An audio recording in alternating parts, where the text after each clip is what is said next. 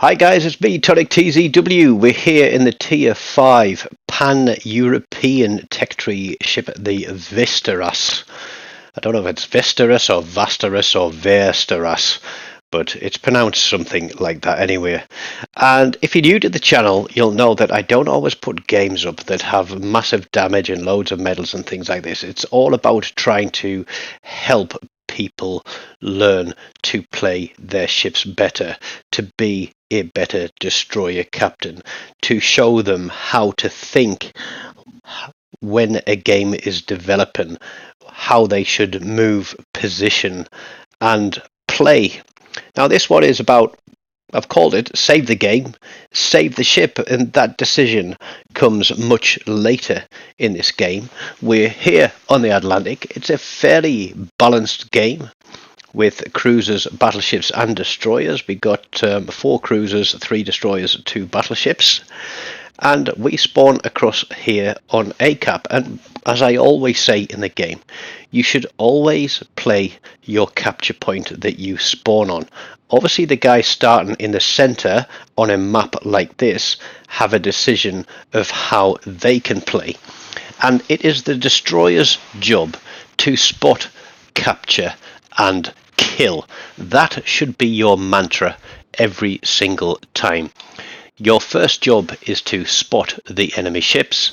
Your second job is to take the control points, so to capture, and then if there is the opportunity, it is to kill ships.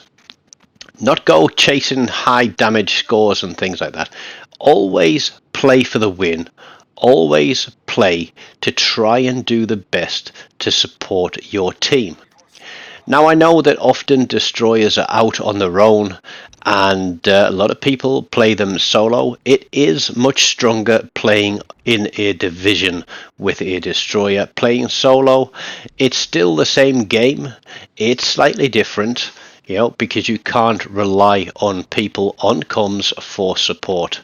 But we are going to get out here. We're going to do the first 2 parts of our job, which is spotting and capturing.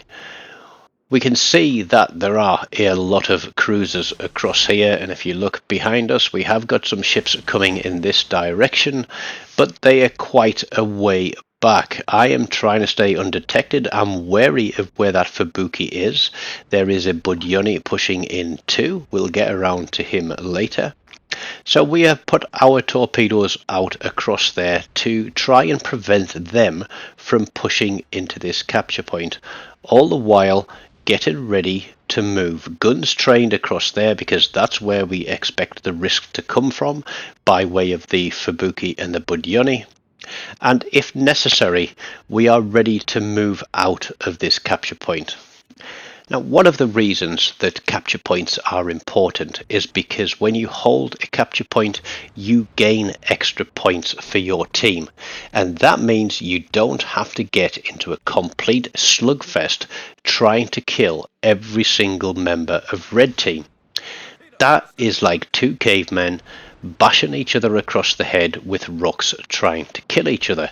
It is, in this mode, the wrong way to go about winning the game.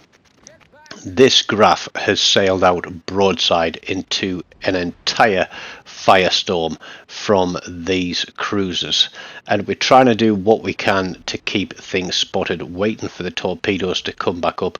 There is the Fubuki, so we're going to try and get our guns onto him. Now this destroyer out there, he's put himself straight into the middle. The Fubuki's got his torpedoes out. We are going to put our torpedoes out across there, and now we're going to try and get guns onto this Fubuki. Yes, we're spotted. Yes, we don't have a smokescreen. That is one of the bad points of the Pan-European line of destroyers. We get unlucky with RNG, but now it is time to start moving. The Fubuki is playing with his throttle. He's quite a smart cookie, this guy. He's playing with his throttle. He's keeping us spotted, but he can't push into that capture point because thankfully our team are putting some fire onto him. Now all the cruisers that were out there at that time, They should have been absolutely slamming me hard, but for whatever reason, they had their eyes on the biggest ships in the game, and that leaves me to get away from them, to drop detection, and to move around, and that is going to cost them later in the game. Now, seeing that the destroyer from the centre came across here, sailed into the capture point and got himself focused by a load of cruisers when he was a gunboat and should have been able to gun that Fubuki down in literally a few seconds. So I don't know what happened there, but we can't change the fact that he is now dead. I can't put my torpedoes out across there because this graph is coming round the corner and he is sailing round into focused fire from the cruisers and his flank from that warspite. I've got a great game coming to the channel before too long in the Graphs Bay, and you are definitely going to want to click on that link when it comes up and watch it. But here we go, we're tracking back across the map because the entire team are coming back this way. There are 2 destroyers out on the other flank. We're going to try and add to the pain of that warspite and try and get a fire. So even though we don't have smoke to conceal ourselves, we are kiting away, and now we're going to switch fire to the Budyoni because he is on the capture point and we need to get that reset. If we can get his attention onto us and off another ship like that, then it's less fire going onto our team and they have the opportunity to pick up some kills. It looks like one of our cruisers has gone the long way round to the rear. The Budyoni is burning. We are still spotted. It looks like there's another salvo coming in, and I'm thinking, come on guys, get that guy off the map, get rid of him. Can we keep this cap reset? Yes, we can. Double cap reset, but not really any damage. We put another salvo out there, and this is the thing, we are chasing the Budyoni down and we shouldn't have to be. It should be our battleships and cruisers. The Fubuki is going to disappear into that smoke screen on the capture point, but not before we get a bead on him. We get another double cap reset and we get a kill on the Fubuki. Now I know that there are a lot of cruisers on this side of the map. The destroyer that was on our home cap has come across this way, leaving a battleship completely on its own across, or even 2 battleships by the looks of it. I think it's a California and a Queen Elizabeth on its own across there, but there is the Icarus, and this is where skill comes into play. I'm not saying that I'm the most awesome destroyer player in there, but this guy should have been on his guns at me. Instead, he's going to go away, and I know that these guys are very, very agile. And you'll see here, he's swinging his rudder left and right and left and right, and we're popping the shots at him, but he's getting away from them. So I decide that once he's zigged, then he's going to zag, and then as he brings his rudder back over, I'm going to fire where he's going to be. We land the shot and get the kill. So don't always be quick on the trigger. Sometimes you got to look at what's going on and make the decision and fire at the right moment in time. Our other destroyer is low health, but he is going back into alpha cap. There is no need to go into alpha cap. The only thing you need to do is spot on alpha cap and try and let some of the other ships do the damage and get rid of those cruisers. That is going to be a fatal mistake for him. I decide that I am going to track back as quick as I can. My engine boost is becoming available in a couple of seconds. We might put another spread of torpedoes through here, but we can't see anything. So even though that guy is sat on the edge of the capture point, we can't see anything. This smoke screen is blocking my view, and I'm considering going straight through on this cap and getting a flanking fire with torpedoes. But what we decide we're going to do is we're going to cut to the left and come between these 2 islands and head across to Bravo Cap. So there we go. It's me that is spotting The Mayan is out there. We've got the Helena, and what else have we got there? I think it's a Miyoko, to be honest. No, Aoba, there we go.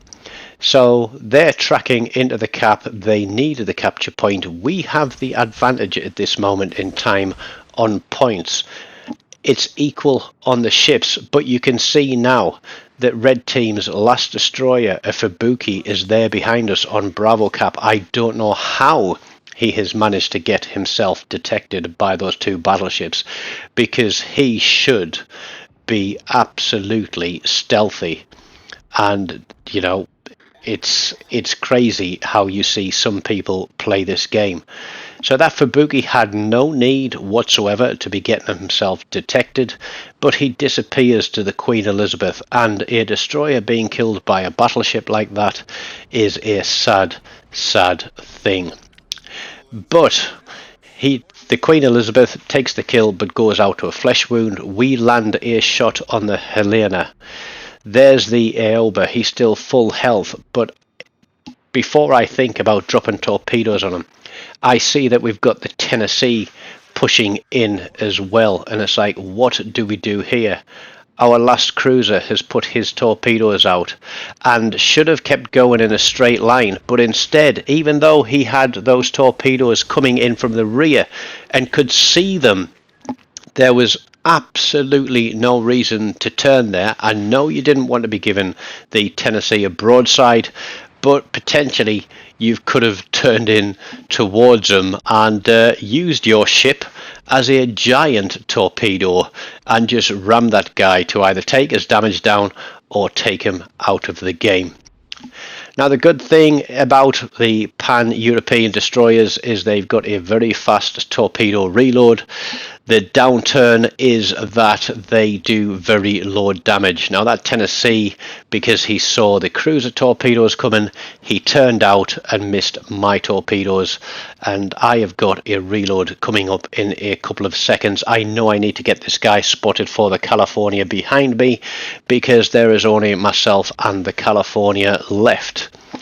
Red Team have this guy plus 3 cruisers, and that is not a good mix. So we went from 5 to 5 to 2 ships to 4, and we are going to put those torpedoes right there through that gap, because I'm expecting that Tennessee to come sailing through and try and broadside this California. The Cali is taking hits from the cruisers on the side, and at this point in the game I'm thinking, is it going to come down to me? Is that California going to be able to survive? Is he running will to rebuild? Is he going to be able to be saved? But we land 4 torpedoes on the nose of that Tennessee, and we take kill number 3. We're only on a 40,000 damage, but it was 2 low health destroyers and a low health battleship. As I said, it's not always about the game. Red Team still have the lead, only by 40 points. Now, if we lose a ship, then we are going to lose, I think it's 45 points from our score, and Red Team for a battleship I think gain 60. So I know that losing a battleship is a 100 point difference in scores, both with the deduction from our score and the increase in theirs.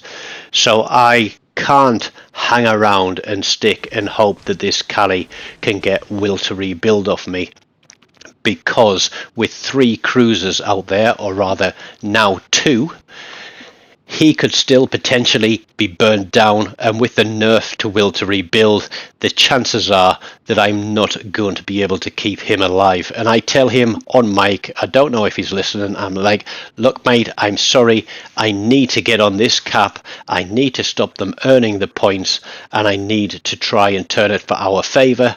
I will try and get these cruisers spotted, please just do what you can. And this California is going to do exactly what he needs to do. We have the points advantage now, but it is very, very slim. It is only 14 points to our advantage. That is both a cruiser spotted. I am doing my bit again, spotting and capturing. We get the torpedoes out there, but the Nuremberg disappears to the California. We have just about there got that 100 point advantage we need. I need to turn this cap now. The seconds are ticking down. The Helena decides that he is going to sail away, that he doesn't want to be a victim of the California's guns. So I really feel that I made the right decision at the right time. We've played pretty much both sides of the map. We've spotted, we've captured, we've killed, we've repositioned, and we've repeated the mantra of the destroyer captain. So as the game ticks down through the last 20 seconds, I decide that this California has certainly done his bit to save the game. So I'm going to swing it around just so this Helena doesn't try a last-ditch effort to knock him out of the game. He is very low health. I give him a well played. That is the game done and dusted. So 2 solo caps, 3 kills, not a huge amount of damage at just under 41,000, but there you go. We finished top of the board with 2,311 base XP. California did an absolutely sterling job there, comes away with a high caliber and a dreadnought. So if you are learning to play destroyers, are working your way up the tiers and are thinking about progressing up the tech tree chains, I hope that that is a nice little demonstration with a little bit of education and a few lessons to help you get the best out of your ship. Don't forget to smash the like button, leave me a comment, subscribe if you haven't already done so. Until next time, take care, goodbye.